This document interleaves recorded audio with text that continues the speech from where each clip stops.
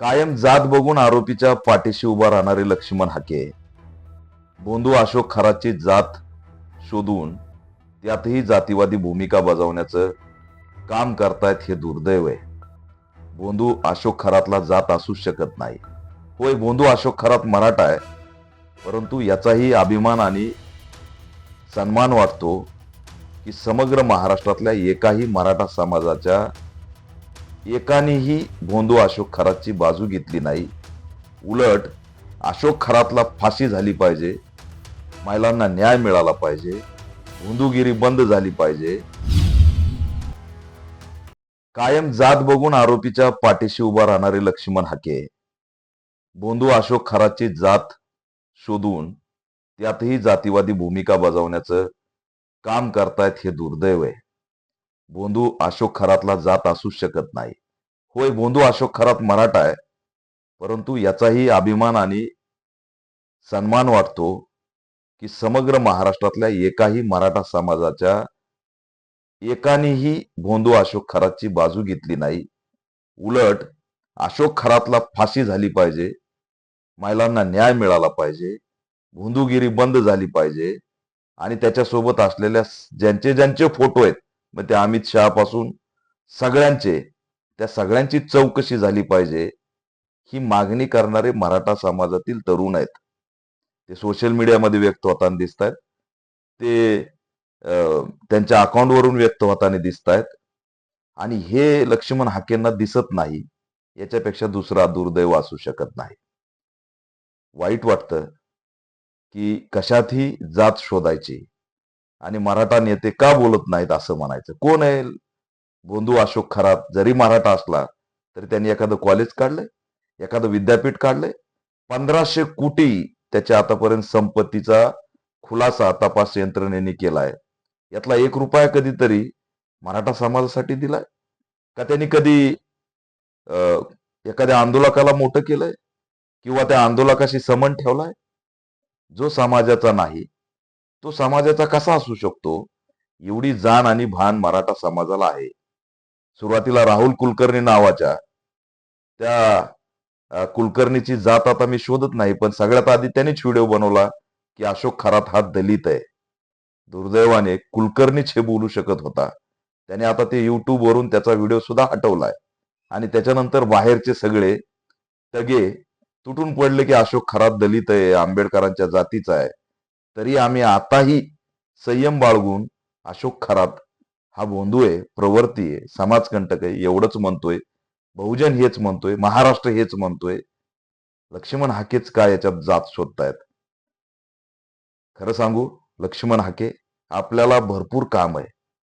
आर-एस-एसच्या वळचणीला लागलेला ओबीसी तोडायचं हे सर्वात मोठं चॅलेंज आपल्या समोर आहे. युजीसी साठी किती ओबीसी बांधतोय?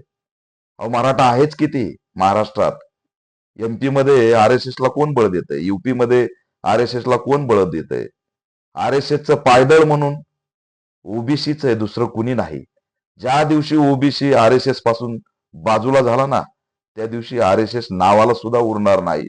आणि आर-एस-एस उरली नाही ना, तर या देशात बोंधुगिरीही नसणार आहे आणि धार्मिक उन्मादही नसणार आहे. केवळ मानवता, समानता असणार आहे. एकमेव आर-एस-एस आहे ज्याच्यासाठी ओबीसी हा पायदळ म्हणून वापरला जातोय. आपल्याला मी सल्ला देतोय की ओबीसीला आर-एस-एस पासून दूर करणं हेच मोठं आपल्या पुढचं चॅलेंज आहे.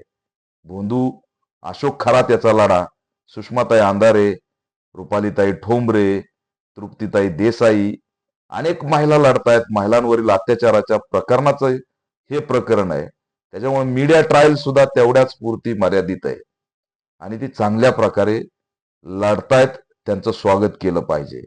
पण या प्रसिद्धी झोतात सुद्धा माझा नंबर लागावा म्हणून मग आंतरवली सराटीकडे जायचं आणि माझा मित्रच काय याच्यात बोलत नाही म्हणून काहीतरी बाईट द्यायची, हे हास्यास्पद आहे. लोकांना सगळं समजतं. आज लोक अनेक प्रश्नांपासून हवाल दिलेत. जनावरं मेलेत, माणसं वीज पडून मेलेत. मराठवाड्यात मेलेल्या या परवाच्या अवकाळी पावसातील पीडितांची जात सांगा ना हो, आणि त्यांना सरकारने मदत करावी म्हणून खुशाल पुढे यावं. त्यासाठी आपण सोबत लढू. पण त्या मेलेल्या पीडितांची जात दिसत नाही. तो शेतकरी असतोय, कष्टकरी असतोय, मजूर असतोय तो बहुजनच आहे ना. त्याची जात शोधायची नाही. पण ज्यांनी कोणत्याही समाजाला एकही रुपया दिला नाही, केवळ लुटमार करत महिलांचं शोषण केलं, तिथं जातीचा कोण बागुलबुवा उभा करणार आहे? प्रदीप शर्मा देशाची माहिती पाकिस्तान आणि इकडं तिकडं द्यायचा. 2 दिवस सुद्धा बातमी टिकली नाही त्याची. देशद्रोही होता, शर्मा होता. विचारली का जात? त्या नवी मुंबईमध्ये घरी येऊन रुसून गेलेली मुलगी बहीण आपली, तिची जात मला माहिती आहे, मी तिच्या घरी भेटून आलोय, तरी सुद्धा सांगितली नाही. मंदिरात गेली, तिला वाटलं मंदिर सुरक्षित जागा आहे. शिळफाटा, गणेश गोळ मंदिर, 3 पुजारी, मिश्रा, शर्मा, पांडे या तिघांनी तिच्यावर 5वी अत्याचार करून मारून बाजूच्या जंगलात फेकलं. तिकडल्या फिरणाऱ्या गुराख्याला तिचा मृतदेह दिसला. एवढी बेकार अवस्था केली जिजाऊची आणि अहिल्याच्या लेकीची. तिथंही या मिश्रा, पांडे, शर्माची जात शोधायला कोणी नाही आलं. पण आज अशोक खरात प्रकरणात प्रत्येकाला जात शोधावी वाटते. याच्यापेक्षा दुर्दैव असू शकत नाही. होय, शोधली ना जात, आम्हाला अभिमान आहे. संतोष देशमुखची जात आम्ही शोधली. म्हणजे संतोष देशमुखची जात शोधली म्हणून तुम्हाला राग यावा? अरे पण त्याला हळहळ करून मारलं, त्याच्या न्यायाचा लढा दिला म्हणून तुम्ही आज म्हणताय का अशोक खरातच्या प्रकरणात कुठे गेले? लाज वाटली पाहिजे अशा पद्धतीचे विधान करताना. त्याच्यामुळे दुर्दैव आहे आणि निषेधार्ह आहे की अशा पद्धतीचे विधान पुढे यावं. तेजस्वी सातपुते सारखी अधिकारी तपास करते, त्यात अनेक प्रकारे वरपासून खालपर्यंत भरपूर काही लपलेलं आहे आणि त्याच्यामध्ये पारदर्शक तपास व्हावा हीच सगळ्यांची भूमिका आहे. खरं तर 14 वर्षामध्ये भोंदूगिरीला बळ आलं, हाके तुम्ही बोलला नाहीत. बागेश्वर नावाचा प्रचार करत भाजपाचा चिठ्ठ्या दाखवत दाखवत मिरवला महाराष्ट्रात, त्याच्यावर बोलले नाही आणि त्याची जातही कुणी शोधली नाही. बागेश्वर चालतो कारण तो भाजपाचा प्रचार करतो. अनेक जण आहेत गोल गोल मोठ्या मोठ्या कपाळावरती लाल लाल टिके लावतात, भुम भुम भुम भुम करतात, ते सगळ्याला चालतात कारण ते धर्माच्या नावाखाली फिरत असतात. तिथं त्यांच्या जाती शोधल्या जात नाहीत. परंतु भोंदू अशोक खरात हा नराधम आहे, नालायक आहे, त्याला फाशी झाली पाहिजे. ही सगळ्याच असणाऱ्या समाजाची, घटकाची आणि महाराष्ट्राची भूमिका आहे. त्यावर मात्र तुम्हाला वाटतं की जातीचं आंदोलन सुरू व्हावं? हे दुर्दैव आहे, हे गंभीर आहे आणि हे धक्कादायक आहे की त्याच्यामध्ये जात शोधली जाते. शोधायची ना जात, तर मग प्रदीप शर्माची जात सांगा, मिश्रा, पांडे, त्या ठिकाणचा शर्मा यांची जात सांगा. नाही, तिथं नाही जातीचं काय चालणार हो, कारण त्या जातीवरती बोलताच येत नाही अशी अवस्था झालेली. RSSनी ओबीसींना जे जवळ केलंय ते दूर करा, तरच हे सगळं संपून जाईल.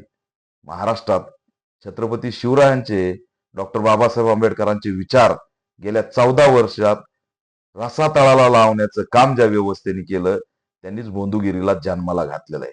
छत्रपती शिवरायांच्या विचाराचं आणि बाबासाहेबांच्या संविधानाच्या कायद्यावर चालणारं राज्य चालवणारे असते तर भोंदूगिरी औषधाला सुद्धा या महाराष्ट्रात दिसली नसती. त्याच्यामुळे कुठंतरी ह्या वादात उडी घ्यावी म्हणून आमचे मित्र लक्ष्मण हाके यांनी याच्यात उडी घेऊ नये. कायम आरोपीची जात शोधून त्याचा पाठलाग करणारे पहिल्याच दिवशी रुपाली चाकणकरला पाठिंबा देऊन बसले आणि पुन्हा जसे जसे फोटो यायला लागले तसे तसे स्टेटमेंट बदलायला लागले. त्याच्यामुळे वेळ घेत जा, थोडं स्टडी करत जा आणि मुद्दा समजूनच उतरत जा, असं मी आमचे मित्र लक्ष्मण हाके यांना आव्हान करतोय. मराठा समाजाला सॅल्यूट आहे, त्यांनी कसलंही व्यक्त होऊ नये. ते जे व्यक्त होत आहेत की आरोपीला फाशी झाली पाहिजे, शिक्षा झाली पाहिजे, त्याच्यासाठी त्यांना सॅल्यूट आहे.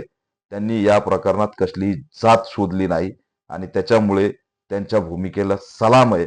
बाकी कुणीही जातीवाद पेरत असतील ते जातीवादाचं डोम तयार करतात आणि त्याच्यावरती आपली राजकीय पोळी भाजतात. हेच असणारं दिसतंय. भोंदू अशोक खरातला जात